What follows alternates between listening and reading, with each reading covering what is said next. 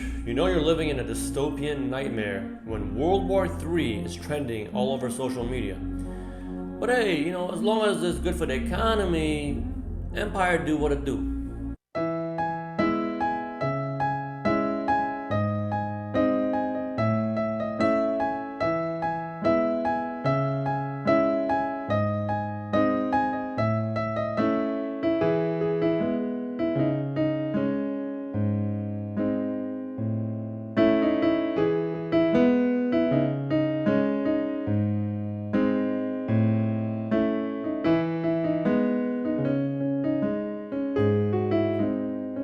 This shit's got to go. What on the surface should be seen as an act of schizophrenic paranoia, a US airstrike recently killed Iranian General Qassem Soleimani. The justification being protection of US lives from imminent danger. All over the Western media, Americans are reminded that another terrorist bad guy has been taken care of, and that the situation has been diffused. But, as we all should know, when it comes to the greed of the American corporate empire, Orwellian doublespeak is the main language of communication. Let's not forget how freedom and democracy were brought to the Middle East as Iraq and Afghanistan were invaded to prevent use of the weapons of mass destruction. Those pesky weapons of mass destruction, of which there was found no evidence. And of course, these acts have nothing to do with the preservation of freedom and democracy, but rather the preservation of the domination-oriented psychology of our capitalist system, our capitalist economy. And it's very important for us to realize that these so-called preemptive acts of crisis prevention are not really the fault of any president or administration, but they can be sourced back to a systemic issue, okay? It's a systemic issue born out of our economic system that's based on domination and the pursuit of profit above all else. Once we look under the surface, we can see that the killing of Soleimani is simply another arrogant act of imperial overreach by a military-industrial machine that has no accountability, no loyalty to any peoples or any nations, but to that iron calculus, the uninhibited pursuit of profits for corporate shareholders. What's interesting to note is that in an economy that seems to be in shambles and it really shows no future for the middle class, war just might be the thing we need to give us a little boost, create jobs and further economic growth. In fact, since the incident, major weapons manufacturers Raytheon and Lockheed Martin have seen a rise in their stocks. Since, as we all should know, war is great for business. The last thing these so-called defense contractors ever want is peace and stability in any part of the world.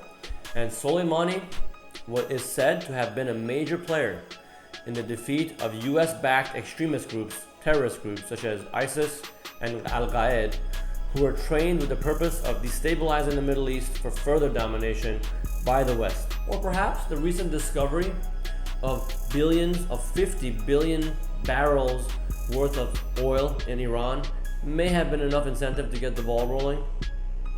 Well, we can't be sure. But what we can be sure of is that under capitalism, war is a reoccurring theme. And in a system of class antagonism and hierarchy, rich and powerful nations will dominate and exploit the economically less relevant ones, the same way the ruling ownership class exploit the poor of their own country. And I'm not calling this guy Soleimani a saint. He was a powerful figure of the Islamic Republic, which is an oppressive regime that has been around since 1979. But if you do a bit of research, you can see how the US has meddled in the affairs of Iran for a long time, and that no matter how inhumane a power structure is, as long as they play the rules of Western corporate empire, they can do whatever they want. Saudi Arabia is a perfect example. So what's the solution? What is it that you can do?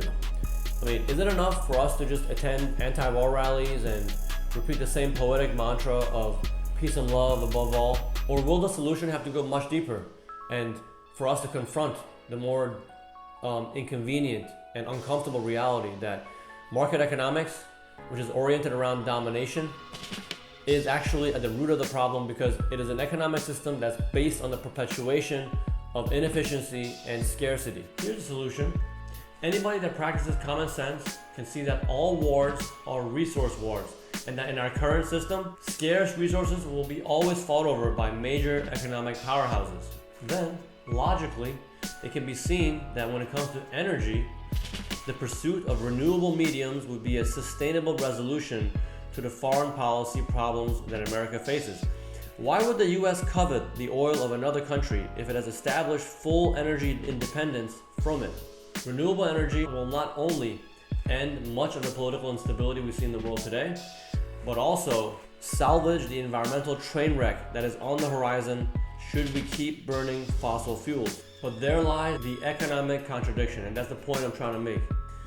That the last thing any of these established energy structures, such as the fossil fuel industry, want is this reality.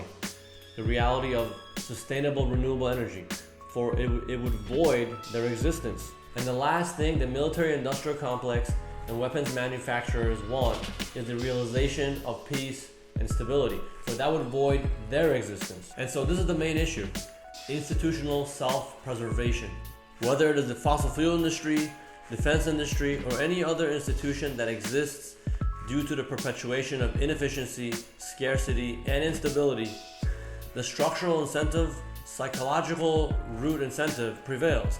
Profits above all else. A warlike economic system has no regard for human well-being or the preservation of the environment. There needs to be a radical shift in our culture from a mindset of scarcity to that of abundance and the maximization of efficiency, both environmental and social.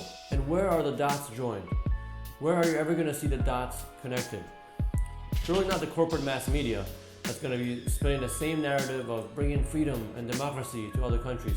Of course, whether they know it or not, the freedom that we're bringing to other countries is just actually the freedom to open up new markets of exploitation, the freedom for the powerful to exploit the vulnerable and the poor.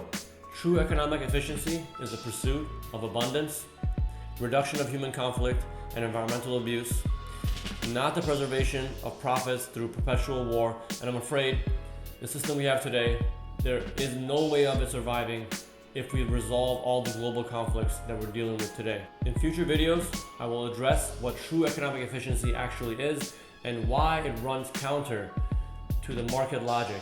And guys, I'm gonna try to recommend like certain books for every video.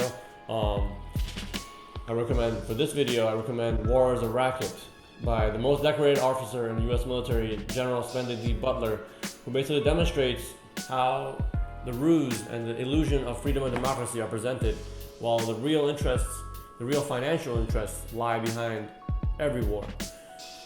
Second book, Confessions of an Economic Hitman by John Perkins. This book highlights basically the corporate domination of the rest of the world through structural adjustment policies and many other types of economic warfare that are engaged with poor countries, and that's really what enabled many of the corporations that we see today to gain to such prominence and power because of the exploitation of economically irrelevant countries. And the sprawling level of poverty we see in the world today is really the result of the institutions such as the World Bank and the IMF with their loan giving, and yeah, it's a very eye-opening book. Third book I recommend is Violence by Dr. James Gilligan, who basically explains how we really live in a culture of violence, from real direct violence to cultural violence to structural violence in the form of poverty, but also that the most prominent, dominant superpowers in the world are the ones who exhibit the highest level of violence, such as America, and that the countries who have the most punitive attitudes, who are the most vengeful, also have the highest level of inequality. Something that is pretty much a characteristic of capitalism, So these are all important things for us to take into consideration. But thank you guys for watching the video, and let us all enjoy the shit show, shall we? Hey Dad, don't you see that war is inevitable in a competitive, scarcity-based society? Like, why are we dividing ourselves? Shut the fuck up, boy! Look. We're gonna war with Iran. Woo! Iran, you are next. Hey, brother boy, where the damn Iranians at?